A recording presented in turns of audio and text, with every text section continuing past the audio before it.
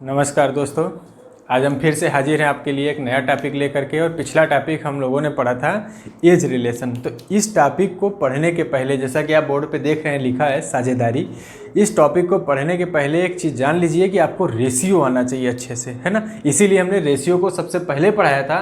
तो चाहे आप एज रिलेशन पढ़ रहे हो, चाहे आप साझेदारी पढ़ रहे हो, दोनों ऐसे टॉपिक हैं कि एज रिलेशन और पार्टनरशिप दोनों के दोनों ऐसे टॉपिक हैं कि बिना रेशियो के आप कुछ नहीं कर पाएंगे, है ना। रेशियो नहीं आता तो इस टॉपिक में आप डिवाइडेशन नहीं कर पाएंगे चीज़ों का कि कैसे बंटवारा हो रहा है। इसलिए रेशियो का वीडियो देखना बहुत ज़रूरी है। तो जो लोग नए जुड़े हैं वो डायरेक्ट पार्टनरशिप ना देखें, पहले वीडियो देखें जाके रेशियो का जा करके, है ना। वहाँ से जब रेशियो देख लेंगे, रेशियो सीख लेंगे, तभी पार्टनरशिप लगाएंगे। और बहुत ही आसान चैप्टर है, बहुत मज़ेदार चैप्टर है। और सिर्फ आपको रेशियो आता हो बस, इससे ज़्यादा और कुछ नहीं सीखना है। बाकी कॉन्सेप्ट तो हम बताएंगे ही बताएंगे आपको, कॉन्सेप्ट के साथ हम वीडियो लेके चलेंगे। और क्वेश्चन आजकल एग्जाम में बहुत दिखाई दे रहे हैं पार्टनरशिप के, खासकर रेलवे वाले सावधान रहें। रेलवे का एग्जाम जिसे भी देना है, एसएससी और रेलवे दोनों बिल्कुल इसको टारगेट करके रखते हैं। हर एग्जाम में पूछा जाता है साझेदारी का क्वेश्चन, ठीक। तो उम्मीद हम ये करते हैं कि आप लोग रेशियो का वीडियो देख लिए होंगे, क्योंकि अब हम बेसिक की तरफ, रेशियो के बेसिक की तरफ नहीं जाएंगे, बिल्कुल भी ध्यान रखिएगा। क्योंकि अब जहाँ रेशियो हमें दिखाई देगा, हम तुरंत रेशियो का रूल अप्लाई कर देंगे कि ऐसा ऐसा होता है। अब आप ये देखेंगे जाके पीछे वीडियो में कि कैसे होता है ना। क्योंकि अगर हम हर चीज़ फिर से बताते रहेंगे तो फिर हमारा वीडियो आगे जाएगा ही नहीं, वो मज़ा नहीं आएगा, सवाल लंबा होता चला जाएगा, छोटा नहीं कर पाएंगे हम सवाल को, है ना। तो इस चीज़ को ध्यान रखेंगे। और इसी उम्मीद के साथ अब हम आगे बढ़ते हैं। अब आते हैं, थोड़ा सा पहले कॉन्सेप्ट देखें साझेदारी में होता क्या है। देखो, जब भी कोई व्यापार शुरू करते हैं या कोई पैसा इन्वेस्ट करते हैं कहीं पे, एक दो पार्टनर, 3 पार्टनर, 4 पार्टनर, कितने भी रहें, उससे फ़र्क सवाल में नहीं पड़ता है। वो सारा कॉन्सेप्ट एक जैसा ही चलता है। तो पार्टनर चाहे 1 हो, 2 हो, 3 हो, उससे हमें मतलब नहीं है। लेकिन हमें ये सीखना है कि किस तरह। तो हम सबसे पहले एक एक चीज़ को हम फोकस करेंगे कि टाइम का क्या असर होता है, अमाउंट का क्या असर होता है, अगर दोनों अलग अलग हो जाए तो क्या असर पड़ता है। तो हम सबसे पहले आते हैं उस कंडीशन पे जब समय समान होता है, समान समय, मतलब हम ऐसे क्वेश्चन की बात, अब एक ऐसे कॉन्सेप्ट की बात करेंगे जहां पे सबका समय एक जैसा होगा। देखो, ये छोटे छोटे कॉन्सेप्ट जो हम अलग अलग आपको बताएंगे, यही बाद में जुड़ जाएंगे और एक लंबा सा सवाल बनाएंगे 4-5 लाइन का, जो आपको एग्जाम में दिखाई देगा। होगा कुछ नहीं क्वेश्चन में, ठीक। तो समान समय की बात करते हैं। देखो, जब भी कोई साझेदार एक साथ जुड़ते हैं और वो बिजनेस समान समय के लिए पूंजी इन्वेस्ट करके करते हैं, जो भी उनका इन्वेस्टमेंट है वो एक निर्धारित समय के लिए। जैसे हम कह दें कि 2 पार्टनर हैं, इसने 50,000 रुपये लगाए एक व्यापार में और इसने 60,000 रुपये लगाए, ठीक। 50,000 और 60,000। इसने 50,000 रुपये लगाए और इसने व्यापार में 60,000 रुपये लगाए। अब व्यापार 1 वर्ष चला है, ठीक। इसका मतलब है कि इसने भी पैसा 1 वर्ष के लिए लगाया और इसने भी पैसा, क्योंकि हमने अलग अलग पैसे की बात तो कहीं की नहीं, समय की बात अलग अलग नहीं की हमने पहले ही बता दिया कि सबका समान समय है। मतलब जो भी पूंजी लगा रहे हैं, जितने समय के लिए 50,000 रुपये लगा रहा है, उतने समय के लिए अपना 60,000 रुपये लगा रहा है। तो जब दोनों ने समान समय के लिए पूंजी लगाई है, तो जाहिर सी बात है कि जिसने पैसा ज़्यादा लगाया है वो प्रॉफिट भी ज़्यादा पाएगा, और जिसने पैसा कम लगाया है वो प्रॉफिट कम पाएगा, ठीक। तो इस चीज़ को हम ध्यान रखेंगे कि जब भी पैसा समान समय के लिए इन्वेस्ट किया जाएगा, तो जो इनका मूलधन है, मतलब जो इनकी पूंजी है, ये इनकी पूंजी थी जो इन्होंने इन्वेस्ट की थी, अगर हम इसका रेशियो निकाल दें तो देखो 0-0 कट जाएंगे इधर से, और रेशियो हमें मिल जाएगा 5:6, है ना। मतलब इसने 5:6 के अनुपात में इन्होंने अपनी पूंजी लगाई थी। तो यही पूंजी का अनुपात, जिस अनुपात में ये पूंजी लगा रहे हैं, मतलब अगर हम यहाँ पे देखें तो अगर 11 रुपए का लाभ होगा तो 6 रुपये ये पाएगा, 5 रुपये ये पाएगा, है ना। तो हम ये चीज़ अच्छी तरीके से जान लेंगे कि जब भी सवाल में हमें समय सबका एक जैसा, या तो समय की बात ही नहीं करेगा या कह देगा कि 1 वर्ष, 2 वर्ष, 3 वर्ष, 4 वर्ष के लिए बिजनेस चला उनका, तो चाहे जितने समय के लिए चले, लेकिन अगर दोनों व्यक्तियों ने एक ही साथ बिजनेस में पैसा लगाया था और समान समय तक व्यापार चला था उनका, तो फिर उनकी पूंजी का अनुपात, ये उनकी पूंजी का अनुपात है, यही अनुपात बदल जाएगा उनके लाभ के अनुपात में, ठीक। मतलब जिस अनुपात में वो दोनों पैसा लगाएंगे उसी अनुपात में वो उस लाभ को भी पाएंगे। मतलब जब भी समान समय समान होगा इन्वेस्टमेंट का, उस कंडीशन में पूंजी का अनुपात बराबर होगा लाभ का अनुपात। इस चीज को आप अच्छे से समझ रहे हैं कि नहीं? मतलब हम ये कहना चाह रहे हैं कि जैसे हम इस वाले सवाल में कह दें कि इस व्यापार में व्यक्ति को 8800 रुपये का लाभ हुआ था, इस व्यापार में व्यक्ति को 8800 रुपये का लाभ हुआ था, तो हमने कहा कि जो रेशियो पूंजी का होगा वही रेशियो इनके लाभ का भी होगा। ठीक, तो इसका मतलब लाभ भी इनको किस अनुपात में मिलेगा? 5:6 के अनुपात में। इन्होंने ये पूंजी लगाई और 5:6 के अनुपात में इन्होंने लाभ कमाया, और टोटल लाभ कितना है? 8800 रुपये। तो 6 5 11 यूनिट का मान 8800 है, तो 1 यूनिट का मान कितना निकल के आएगा? 800 रुपये। इसका मतलब 8 5 40, 4000 रुपये इसको मिलेगा, और 8 6 48, 4800 रुपये इसको मिलेगा। ठीक, समझ रहे हैं इस चीज़ को?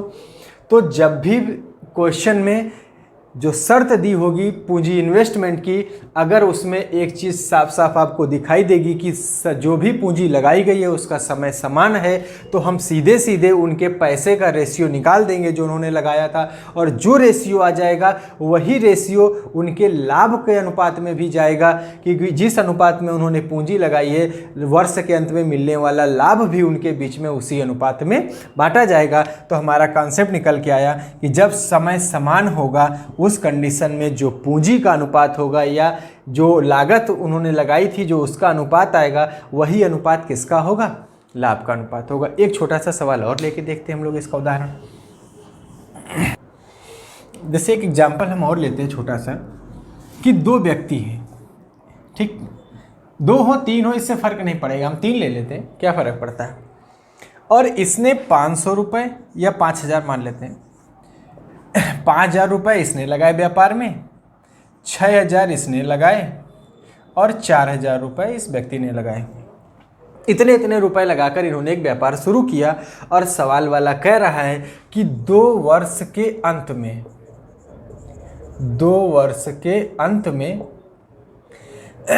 एक लाभ हुआ है इनको। कितने का? 6000 रुपये का। ठीक, 5000 रुपये इस व्यक्ति ने लगाए हैं, 6000 रुपये दूसरे ने लगाए, और 4000 रुपये तीसरे ने लगाए हैं। तो ये पूंजी टोटल इन लोगों ने लगाई थी, और इन्होंने 2 वर्ष तक व्यापार किया, और 2 वर्ष के अंत में 6000 रुपये लाभ के रूप में इन्होंने कमाया है। तो अब बताना है कि पहले को कितना लाभ बटेगा, दूसरे को लाभ का कितना हिस्सा मिलेगा, और तीसरे को लाभ में से कितना हिस्सा मिलेगा। ठीक, तो हमने अभी कहा कि जब व्यापार 2 वर्ष तक चला है और किसी का समय अलग अलग नहीं बताया गया सवाल में, इसका मतलब इन तीनों ने पैसा 2 वर्ष के लिए ही लगाया है, और जब तक समय बराबर है तब तक उस समय का कोई असर सवाल में नहीं होता। ठीक, तो हम इनकी पूंजी का अनुपात निकालते हैं। ये इनकी पूंजी थी और हम इसका अनुपात निकाल देते हैं तीनों का, तो 0 0 कट जाएंगे, और ये पूंजी आ जाएगी 5:6:4। और हमने अभी बताया कि जो पूंजी का अनुपात होता है वही अनुपात किसका होता है? लाभ का होता है। ठीक, इसका मतलब 5 6 और 4 के अनुपात में इन्होंने पूंजी लगाई है, तो 5 6 और 4 के अनुपात में इनको लाभ भी मिलेगा। इसका मतलब है कि इन तीनों का टोटल लाभ कितना है? 6000 रुपये। तो 6 4 10 और 5 15 यूनिट का लाभ हो रहा है, और यही लाभ सवाल में दिया गया है कितना का? 6000 रुपये। तो 1 यूनिट का मान 15 चौको 60,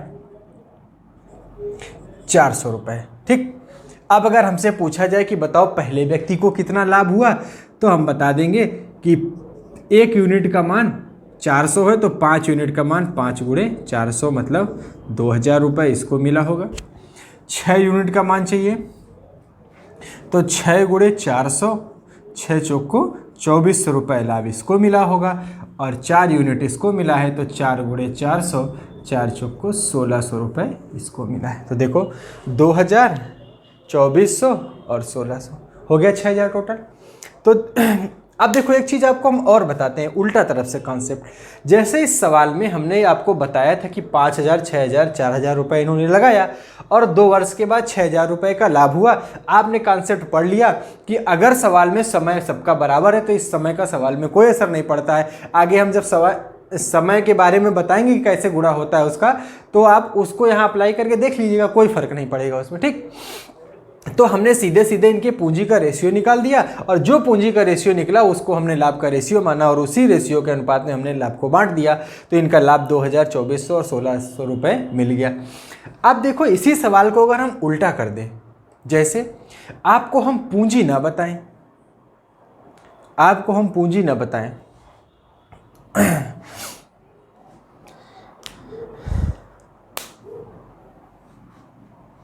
अगर हम आपसे ऐसे पूछें, जैसे हमें लाभ इनका याद रहेगा कि पहले वाले को कितना मिला था, इस तरह से हमको पता है कि पहले व्यक्ति को 2,000 रुपये का लाभ हुआ था, दूसरे व्यक्ति को 2,400 रुपये का लाभ हुआ था और तीसरे व्यक्ति को 1,600 रुपये का लाभ हुआ था। उतना कॉन्सेप्ट आप समझ गए। अब देखो सवाल उल्टा भी देता है, जैसे आपको ये नहीं बताएगा कि उस व्यक्ति को कितना लाभ हुआ था टोटल, है ना, ऐसे सिर्फ आपको इतना बता देगा कि 3 व्यक्ति थे, एक ने 5,000 रुपये, एक ने 6,000 और एक ने इसका पैसा 5,000 था, इसका 6,000 और इसका 4,000। इन्होंने एक व्यापार शुरू किया और 2 वर्ष बाद इनको कुछ लाभ प्राप्त हुआ। उस लाभ में से बता देगा कि पहले वाले का हिस्सा 2,000 रुपये था, जो भी लाभ मिला था उसमें पहले वाले का हिस्सा 2,000 रुपये था। तो बताओ टोटल लाभ कितना था, ये पूछ सकता है, या पूछ देगा कि दूसरे का लाभ कितना था, या पूछ सकता है कि तीसरे का लाभ कितना था, है ना। मतलब उसी सवाल को बदल दिया रूप उसने। तो जैसे ही हमने निकाला कि इनकी पूंजी 5, 6, 4 के अनुपात में है, तो हमें पता चल गया कि इनको इतना इतना लाभ मिलेगा। अब अगर इनमें से वो ये कहे, टोटल लाभ सवाल में देता तो 6, 5, 11, 4, 15 यूनिट का मान होता। अगर उसने कहा कि पहले वाले व्यक्ति को केवल 2,000 रुपये का लाभ हुआ था, तो बताओ टोटल लाभ कितना था। तो पहले व्यक्ति का लाभ कितना है, यही है 5 यूनिट का मान, है ना। इसका मतलब कि उसने 5 यूनिट का मान हमें बता दिया कि 2,000 रुपये है, तो 1 यूनिट का मान निकल के कितना आ गया, 400 रुपये। अगर हमसे पूछा कि टोटल लाभ कितना था, तो 6, 4, 10, 5, 15 यूनिट का मान हमसे पूछ रहा है, तो 15 गुणे 400, 15 चौको 60, 6,000 रुपये का टोटल लाभ आ गया। यही तो हमने सवाल में लाना था। तो सवाल दोनों तरफ से पूछ सकता है। और देखो यहाँ तो कंडीशन ये हुई कि किसी एक का लाभ बता के टोटल लाभ पूछ लेता, या किसी दूसरे का लाभ पूछ लेता, तब भी आप निकाल लेते। 1 यूनिट का मान 400, 4 चौको 1,600 इसका, 6 चौको 2,400 इसका, कर लेंगे। अब इसी में एक परिवर्तन और करता है सवाल में कि वो आपसे ये भी कह सकता है ठीक, कि किसी एक की आपको पूंजी बता दे।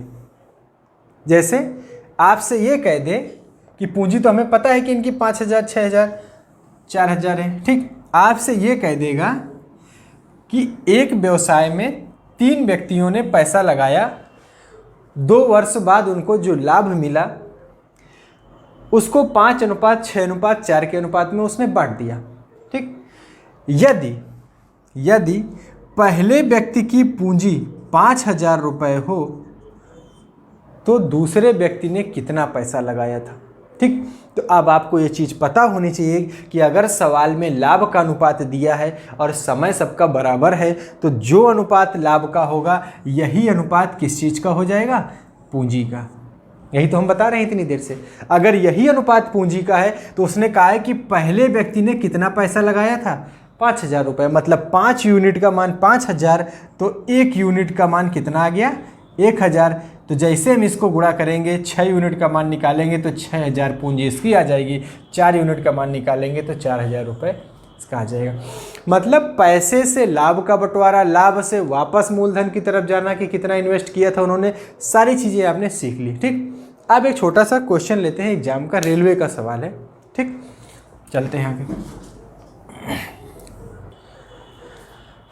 क्वेश्चन है कि दो साझेदार एक व्यवसाय में क्रमशः 9,000 रुपये एवं 10,500 रुपये का निवेश करते हैं।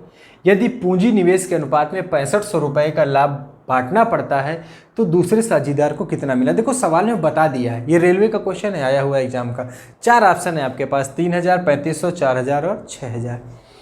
तो समय की चर्चा उसने सवाल में कहीं नहीं की। तो जब समय के बारे में बात कहीं नहीं कर रहा, इसका मतलब एक चीज़ वो कंफर्म कर रहा है कि जो निवेश है वो समान समय के लिए हुआ है। कितने दिन के लिए हुआ इससे सवाल में कोई फर्क नहीं पड़ता है। ठीक, यदि पूंजी निवेश के अनुपात में 6500 रुपये का लाभ बांटा जाए तो उसने पहले ही बता दिया कि जो लाभ है वो किस अनुपात में बांटा जाएगा, पूंजी निवेश के अनुपात में। मतलब जिस अनुपात में पूंजी का निवेश किया गया है उसी अनुपात में हम इसको बांट देंगे। तो देखते हैं कि दो साझेदार थे, एक ने 9,000 रुपये लगाए थे और दूसरे ने 10,500। ठीक, अब हमको पता करना है कि इनको लाभ कितना होगा। तो हमने कहा कि जब समय बराबर होगा तो लाभ का रेशियो वही होगा जो उनकी पूंजी का रेशियो होगा। तो आप रेशियो निकाल दीजिए, 2 0 ये कट जाएंगे, 9 से इसको काट दो, 9 1 कम 9 कट गया, 9 से इसको काटेंगे, अरे सॉरी, हाँ कट जाएगा, अरे 5 से काटना, 18 25 90 और इसको काटेंगे 5 से तो आ जाएगा 21। 3 से काटेंगे या हाँ 3 6 18, 3 7 21। ठीक, तो हमें एक चीज़ मिल गई कि जो इनका लाभ था वो किस अनुपात में बट गया, क्योंकि सवाल में कहा था कि पूंजी निवेश के अनुपात में लाभ को बांटना है। अगर वो ना कहता तब भी हम इसी अनुपात में बांटते, क्योंकि सवाल में कहीं भी समय नहीं बताया गया। तो समय एक जैसा बताया जाए या समय ना बताया जाए, दोनों कंडीशन में जो लाभ है वो पूंजी के अनुपात में ही हम बांटेंगे। अगर कोई और कंडीशन दी है तो फिर आगे देखेंगे और आगे चलेंगे तो हम आपको और तरीके के सवाल बताएंगे। ये तो एकदम बेसिक सवाल है, छोटे छोटे। तो हमें मिल गया इनकी पूंजी का अनुपात 6:7 और यही अनुपात किसका होगा, लाभ का। तो अब हमें 6:7 के अनुपात में बांटना है और हमें किसका मान चाहिए था कि दूसरे साझेदार को कितना हिस्सा मिलेगा।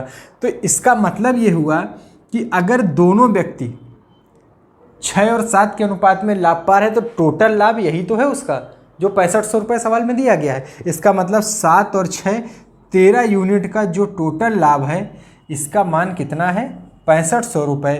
तो 1 यूनिट का मान कितना आ जाएगा, 500 रुपये। तो अगर हमसे पूछा जाए कि पहले साझेदार को कितना मिलेगा तो 6 × 500। अगर पूछा जाए दूसरे साझेदार को कितना मिलेगा तो 7 × 500, 7 25 3500 रुपये। यही आपके सवाल का उत्तर था। कर लेंगे।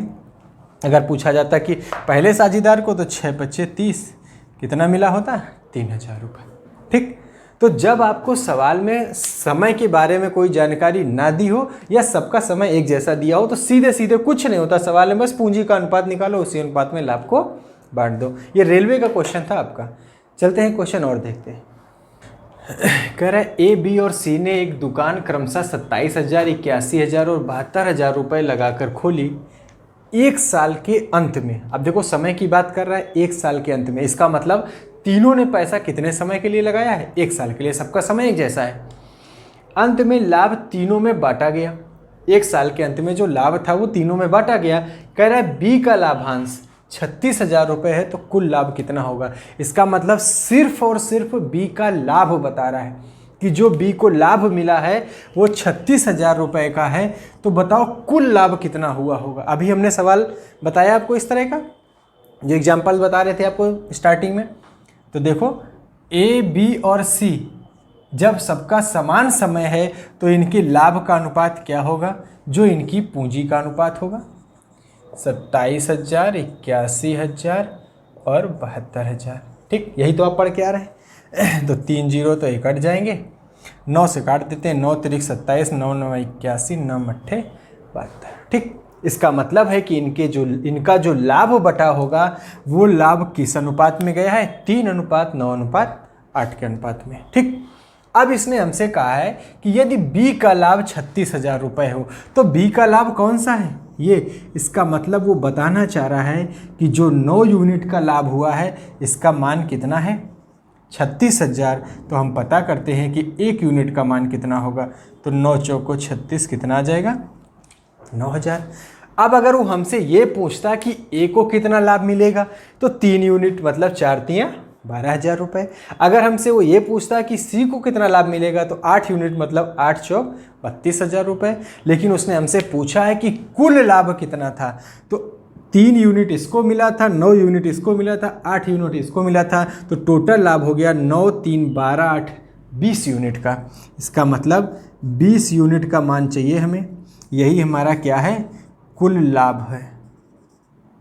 और 20 यूनिट का मान कितना आ जाएगा 20 गुणे 1 यूनिट का मान कितना था 4,000।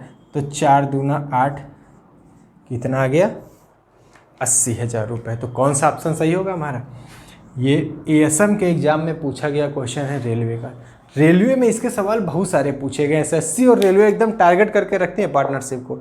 और रेलवे में आसान एकदम से देखो ये क्या है सब क्वेश्चन में एकदम आसान से क्वेश्चन है ना। तो ये रेलवे का क्वेश्चन था आपका एएसएम के एग्जाम में पूछा गया था। चलते हैं क्वेश्चन और लेते हैं। ये भी क्वेश्चन आपका रेलवे का ही पूछा हुआ क्वेश्चन है। ठीक कह रहा है किसी पूंजी के साथ ए बी और सी साझेदार बने। मतलब पूंजी नहीं बता रहा है आपको, बता रहा है कि किसी पूंजी के साथ ए बी और सी 3 साझेदार बने थे जिसमें ए का अंशदान 10,000 रुपये था। मतलब जो पूंजी लगाई गई थी उसमें ए का पैसा बता रहा है कि कितना रुपए लगाए थे 10,000 रुपये। यदि 1,000 रुपये के कुल लाभ में से ए को 500 रुपये और बी को 300 रुपये मिला हो तो सी की पूंजी कितनी थी। हमने आपको बताया कि इस सवाल में कहीं भी समय नहीं दिया गया, इसका मतलब समय सबका बराबर होगा। तो एक चीज़ कंफर्म हो गई कि जैसे समय बराबर होगा वैसे ही पूंजी का अनुपात और लाभ का अनुपात आपस में क्या हो जाएगा बराबर हो जाएगा। और यहाँ पर सिर्फ एक ही पूंजी बताया है उसने, लाभ बताया है कि टोटल 1,000 का हुआ था। उस 1,000 में से ए को 500 मिला है और बी को 300 रुपये मिला है। तो हम पता करते हैं कि ए बी सी को लाभ किस अनुपात में बांटा गया है, क्योंकि जो अनुपात लाभ का होगा वही अनुपात पूंजी का होगा। और पूंजी तो हमें सिर्फ एक व्यक्ति की पता है लेकिन लाभ हमें तीनों का पता है। देखो 2 का दिया गया है तो टोटल लाभ भी तो दिया गया है, घटा के तीसरे का निकाल लेंगे। तो ए को कितना दे दिया गया 500, बी को कितना दे दिया गया 300 रुपये। तो 5 और 3 800 और टोटल लाभ कितना था 1,000। तो कितना बचा 200। इसका मतलब सी को लाभ में कितना मिला था 200। अब लाभ का ही अनुपात किसका अनुपात निकल के आ जाएगा पूंजी का अनुपात, क्योंकि समय के बारे में कोई जानकारी नहीं है। अगर होती भी तो एक जैसा बताया होता हो। तो हम इनके लाभ का अनुपात निकाल देते हैं। तो कटने के बाद बच जाएगा 5:3:2, 0 0 कट जाएंगे सबके। इसका मतलब इनके लाभ का अनुपात भी 5:3:2 है और इनकी पूंजी का अनुपात भी 5:3:2 है। अब हमें बताया गया है कि ए की पूंजी कितनी थी 10,000 रुपये था। तो ए की पूंजी कौन सी है ये है। इसका मतलब 5 यूनिट का मान आपको कितना दिया गया है 10,000। तो 1 यूनिट का मान कितना आ जाएगा 5 दूना 10 2,000 आया। अब हमसे पूछा गया कि सी की पूंजी कितनी थी। तो सी ने कितनी पूंजी लगाई है 2 यूनिट। तो 2 यूनिट का मान जैसे ही आप निकालेंगे तो 2 गुणा 2,000 तो आ जाएगा कितना 4,000 रुपये। इसका मतलब सी ने कितना पैसा लगाया था 4,000। अगर हम पूछते कि बी ने कितना लगाया था तो 3 यूनिट मतलब 3 दूना 6,000। ठीक, तो 4,000 इसने लगाया, 6,000 इसने लगाया और 10,000 इसका सवाल में दिया गया था। तो सवाल दोनों तरफ से बनेगा। कभी पूंजी दे के लाभ का रेशियो करके लाभ बांटेगा और यहाँ पर लाभ देकर वापस पूंजी पूछ रहा है। तो चाहे पूंजी देकर लाभ पूछे चाहे लाभ देकर पूंजी पूछे, दोनों के रेशियो होते इक्वल हैं जब समय का मान क्या होता है एक जैसा होता है। तो इस कॉन्सेप्ट को आप समझ गए। अब हम लोग कॉन्सेप्ट बदलते हैं। अब ऐसे सवालों पे आते हैं जहाँ पे पूंजी के साथ साथ समय का वेरिएशन हो। तो देखते हैं कि समय का असर क्या पड़ता है। ठीक, चलते हैं अगले टाइप पे। अब बात करेंगे, हम जानते हैं कहाँ की, जब भिन्न भिन्न समय हो, जब भिन्न भिन्न समय हो। अभी हम बात कर रहे थे जब समान समय था सबका। अब देखेंगे कि जब पूंजी अलग अलग समय के लिए इन्वेस्ट की जाए तब हमारा कॉन्सेप्ट क्या बनता है। अब जैसे हम आपसे कहें कि 2 व्यक्ति हैं, एक व्यक्ति 5,000 रुपये लगाता है और दूसरा 6,000 रुपये एक व्यापार में लगाते हैं, ठीक। लेकिन जो ए था, जो पहला व्यक्ति था, इसने व्यापार प्रारंभ किया था कि इस व्यक्ति ने 5,000 रुपये लगाकर व्यापार को प्रारंभ किया था, ठीक। इसके व्यापार प्रारंभ करने के एक वर्ष बाद कौन आया? दूसरा व्यक्ति आया और इसने कितना पैसा लगा दिया? 6,000 रुपये इन्वेस्ट किया। और इस पूरे व्यापार के चलने में कितना समय लग रहा है? 2 वर्ष बाद इस व्यापार को शुरू किया गया और 2 वर्ष के बाद कह रहा है कि कुछ लाभ हुआ, ठीक। कितना लाभ हुआ? मान लेते हैं कि 800 रुपये का लाभ हुआ था, ऐसे कुछ लाभ मिला इनको, ठीक। समझ रहे इस चीज़ को? एक व्यक्ति ने 5,000 रुपये लगाकर एक व्यापार को प्रारंभ किया था। इसके व्यापार प्रारंभ करने के 1 साल बाद दूसरा व्यक्ति आया 1 वर्ष के बाद और इसने 6,000 रुपये व्यापार में लगा दिए और 2 वर्ष के बाद 800 रुपये का मुनाफा मिला इनको। तो पूछेगा कि बताओ इसको लाभ कितना मिलेगा और इसको लाभ कितना मिलेगा। अब आप ध्यान दीजिए कि जब व्यापार इसने शुरू किया था, इसका मतलब पहले दिन से पैसा किसने लगाया? 5,000 रुपये। और ये 1 साल तक पैसा लगा रहा, 1 साल के बाद ये आया। तो जब ये 1 साल के बाद आया था तो इसका 6,000 रुपये कितने दिन के लिए लगा व्यापार में? क्योंकि व्यापार 2 वर्ष चला है। इसने व्यापार शुरू किया तो इसका पैसा कितने समय के लिए व्यापार में लगा था? 2 वर्ष के लिए।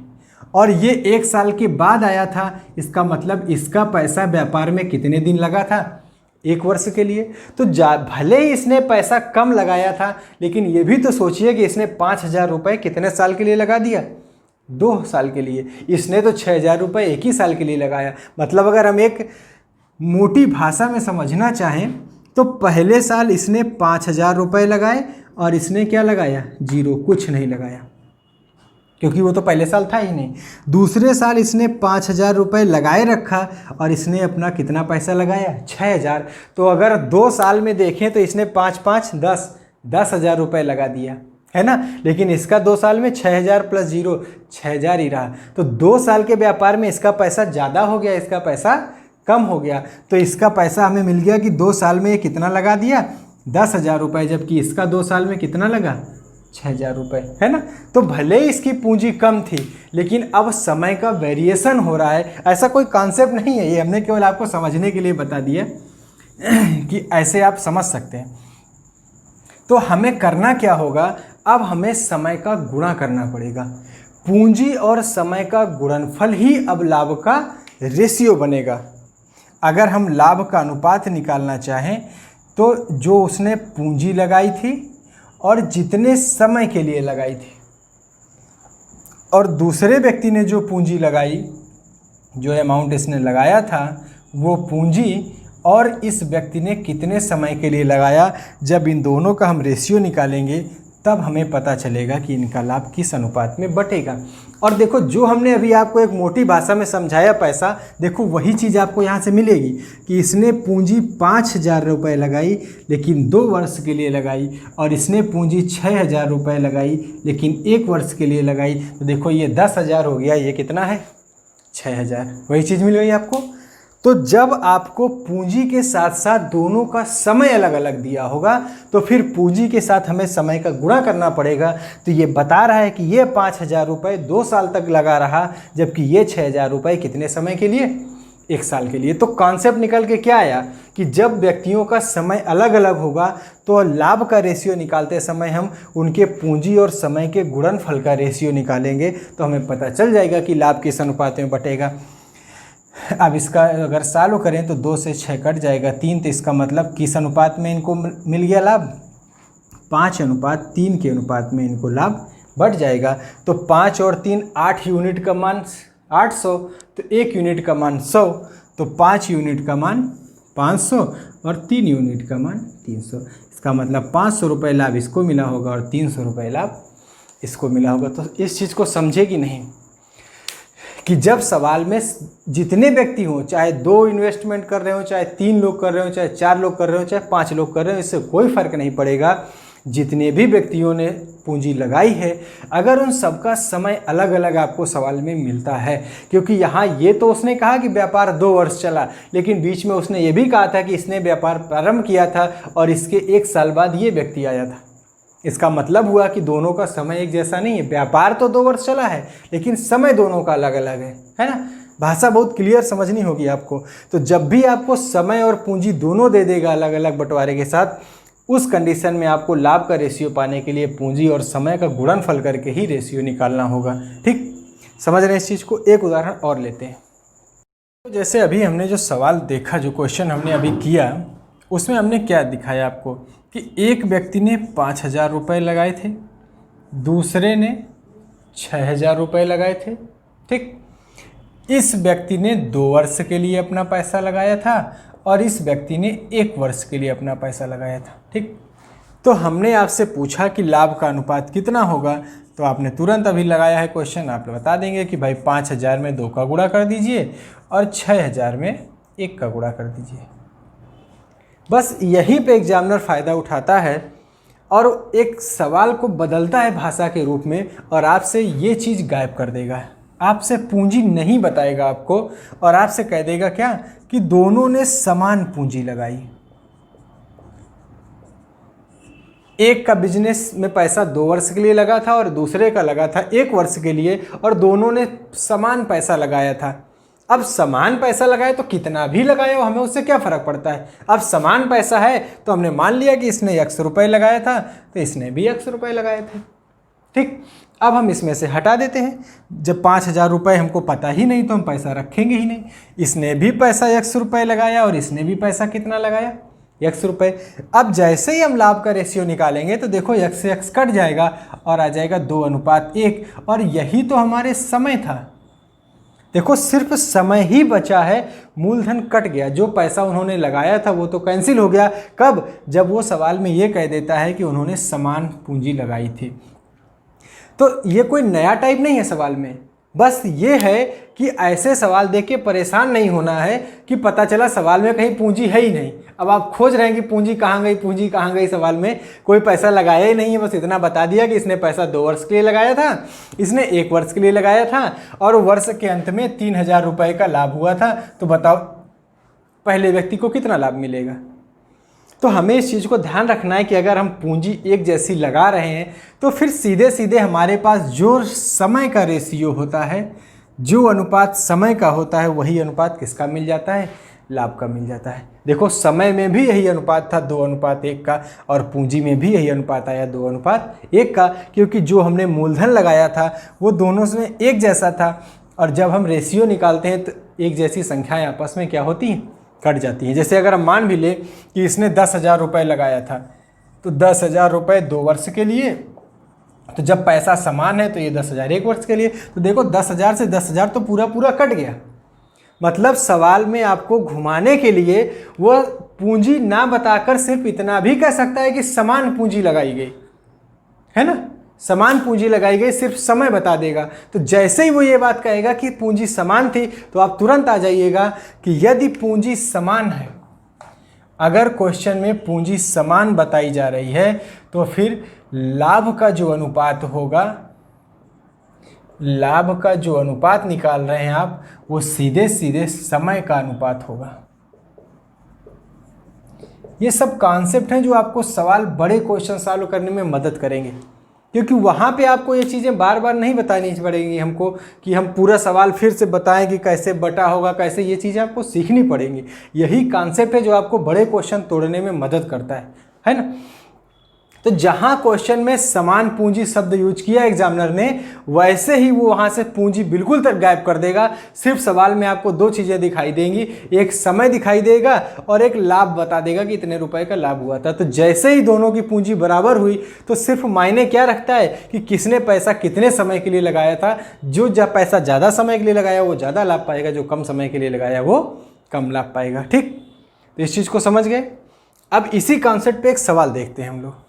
ठीक, एक क्वेश्चन देखते हैं इसी कॉन्सेप्ट। अब देखो क्वेश्चन है, कि दो व्यक्तियों ने साझे में एक व्यापार इस प्रकार किया कि पहले की पूंजी 3 वर्ष के लिए, दो व्यक्ति हैं, पहले की पूंजी 3 वर्ष के लिए, दूसरे व्यक्ति की पूंजी 5 वर्ष के लिए निवेशित रही। मतलब ये पहले वाले ने अपना पैसा 3 वर्ष के लिए लगाया था और दूसरे वाले ने अपना पैसा 5 वर्ष के लिए लगाया था।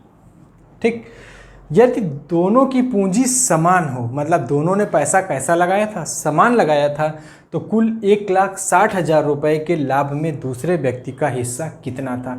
अभी हमने यही कॉन्सेप्ट बताया कि अगर आप मान भी लेते हैं कि दोनों की पूंजी समान थी, x थी, तो हमने बताया कि जब लाभ का अनुपात आपको चाहिए होगा तो पहले की पूंजी गुणे पहले का समय और दूसरे की पूंजी गुणे दूसरे का समय। तो देखो पूंजी कट गई ना। तो यही हम आपको कॉन्सेप्ट बता रहे थे कि जब पूंजी समान रहेगी तो फिर पूंजी का कोई मतलब नहीं रह जाएगा, सीधे सीधे रेशियो किसका मिल जाएगा, 3:5, 3 वर्ष और 5 वर्ष, है ना। तो हम इसी चीज़ को बस सीधे सीधे लिख देंगे कि उनके लाभ का अनुपात जो होगा, दो व्यक्ति थे, इसने पैसा 3 वर्ष के लिए लगाया था और इसने पैसा 5 वर्ष के लिए लगाया था, और इसी अनुपात में इनका लाभ बढ़ जाएगा। तो टोटल लाभ कितना है, 5 और 3 8 यूनिट। 8 यूनिट का मान कितना आया, 1,60,000। तो 1 यूनिट का मान 20,000। ठीक, तो हमसे पूछा था दूसरे व्यक्ति का, तो दूसरे व्यक्ति का 5 यूनिट है, तो 1 यूनिट का मान 20,000, तो 5 यूनिट का मान 20×5 100, 1,00,000 रुपये। अगर पूछ लेता कि पहले व्यक्ति को कितना मिलेगा, तो 3 यूनिट मतलब 20 × 60,000 रुपये। तो पहले दूसरे व्यक्ति का पूछा था, इसका मतलब दूसरे व्यक्ति को 1,60,000 रुपये के लाभ में से कितना मिला आपको। तो सवाल देखने में बहुत बड़ा बड़ा सा मिलता है इसका, और आगे चलेंगे तो और बड़े बड़े क्वेश्चन मिलेंगे, है ना। लेकिन सवाल में कुछ होता नहीं, बस आपका कॉन्सेप्ट क्लियर हो कि जब समय बराबर रहेगा तो सिर्फ पूंजी के अनुपात में पैसा बटेगा। अगर समय भी अलग अलग है, पूंजी भी अलग अलग है, तो दोनों के गुणनफल के हिसाब से पैसा बटेगा। लेकिन अगर पूंजी बराबर हो गई तो सिर्फ समय के अनुपात में पैसा बढ़ जाएगा। बस इतना सा कॉन्सेप्ट अभी तक आपने पढ़ा है। चलते हैं आगे। कह रहा है ए और बी ने समान पूंजी लगाकर एक व्यापार शुरू किया। अब पहले ही बता दिया कि पूंजी क्या है, समान है। यदि ए की पूंजी 8 माह के लिए और बी की पूंजी 6 माह के लिए लगी हो और कुल 42,000 रुपये का लाभ हो, तो ए को कितना लाभ मिला। ठीक, तो हमने तुरंत देखा कि जब पूंजी समान है तो फिर दोनों के लाभ का जो रेशियो होगा वो क्या निकलेगा, उनके समय का रेशियो। अब देखो एक चीज़ और ध्यान देनी है आपको, सवाल में एग्जामिनर आपके साथ ये भी कह सकता है कि कह दे कि एक की पूंजी 1 वर्ष के लिए लगी, दूसरे की पूंजी 9 माह के लिए, और आप रेशियो निकाल दें कि 1:9। गलत हो गया सवाल। हमने स्टार्टिंग में ही आपको रेशियो के क्लास में पढ़ाया था कि रेशियो का कोई मात्रक नहीं होता है और रेशियो हमेशा समान राशियों में निकलता है। अब देखो अगर आप ऐसे रेशियो निकाल देंगे तो आप रेशियो निकाल रहे हैं 1 वर्ष और 9 माह। ठीक, तो क्या वर्ष कटेगा या माह कटेगा? नहीं कटेगा। तो ये रेशियो भी ऐसे रह जाएगा कि 1 वर्ष अनुपाते 9 माह। तो क्या रेशियो का कोई मात्रक लिखा जा सकता है? नहीं लिखा जा सकता। तो एग्जामिनर इस तरह के भी हेरा फेरी आपके साथ कर सकता है। आपको यहाँ या तो लिखना होगा कि 1 वर्ष का मतलब 12 माह और इसका कितना समय, 12 माह। माह से माह कट जाएगा, 3 चौको 12 और 3 त्रिका 9, आ जाएगा 4:3। तो इस बात का भी ध्यान रखेंगे कि अगर कहीं सवाल में एक का समय वर्ष में और एक का माह में दिया गया है तो या तो दोनों को वर्ष में बदल देंगे या तो दोनों को माह में बदल देंगे। इस चीज़ से भी सावधान रहना है। ये सारी भाषा की क्लिष्टताएं हैं जो एग्जामिनर तैयार करता है आपके लिए, है ना। और ज़रा सी आपने भूल की तुरंत उसने लपेट दिया आपको, है ना, क्योंकि वो जानता है कि आप ऐसी संख्या रख के निकाल सकते हो उत्तर, और सवाल को गलत डिक्लेयर कर देंगे क्योंकि ऑप्शन मैच नहीं करेगा। इसमें तो हम लोग माहिर होते हैं। कुल 42,000 रुपये का लाभ हुआ हो तो एक को कितना लाभ मिला। तो इसने अपनी पूंजी लगाई 8 माह के लिए और उसने अपनी पूंजी लगाई 6 माह के लिए। दोनों का समय माह में दिया गया, कोई फ़र्क नहीं पड़ेगा सवाल में। इसको काट देते हैं तो 4 दूना 2 से काटते हैं तो 2 चौको 8 और 2 तिया 6। तो इनके लाभ का अनुपात 4:3 आ गया और टोटल लाभ कितना हुआ था, 42,000 रुपये का। तो 437 यूनिट का मान आपको दिया गया है 42,000। अब देखो इन चीज़ों को धीरे धीरे इम्प्रूव करो। यहाँ पे 1 यूनिट का मान निकालेंगे आप जैसे ही, तो आपको क्या मिल जाएगा 6,000। ठीक, तो इन सब में टाइम अब बचाइए, सीधे सीधे देखिए कि 7 का मान 42, तो 7 छंग 42, 6,000, 6 चौको 24, 6 तिरिक 18, है ना। तो 1 यूनिट का मान 6,000। तो सब लिखने का काम खत्म हो जाएगा, सब मौखिक लगाने वाले सवाल हैं, इनमें पेन चलाने की भी ज़रूरत नहीं पड़ती आपको। अगर 1 यूनिट का मान 6,000 तो 4 यूनिट का मान 4 गुणे 6,000, तो 6 चौको 24,000 रुपये ए को मिला होगा और बी को मिला होगा 3 यूनिट गुणे 6,000, मतलब 6 तिरिक 18,000। सॉरी 42,000 का लाभ था ना, ठीक है, हाँ 42,000 का लाभ। हमें लगा 1 जीरो कम हो गया क्या। तो सवाल तो आपका इतना छोटा सा, वो भी मौखिक लगाने वाला सवाल है कि 8 और 6 पूंजी समान, इसी का अनुपात निकाल देंगे। अगर आप नहीं भी काटेंगे तब भी मान यही आना है। 8 6 14, 14 यूनिट का मान 42, 14 तियाँ 42, 3, तो 8 तिरिका 24, 6 तिरिका 18। नहीं भी काटोगे तब भी उत्तर तो वही आना है। ठीक, तो हमसे पूछा था कितना, ए का लाभांश, तो ए को कितना मिला है 24,000 रुपये। अगर बी का पूछा जाता तो 18,000 रुपये।